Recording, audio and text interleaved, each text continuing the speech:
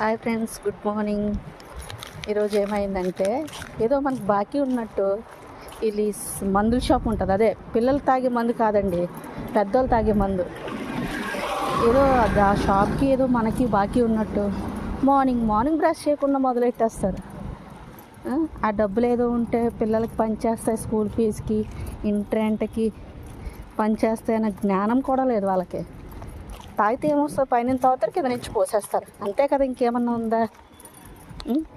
చూడడానికి కౌరుబండం షాపు, కాకపోతే ఆ లోపల మాత్రం మందు అమ్ముతున్నారు.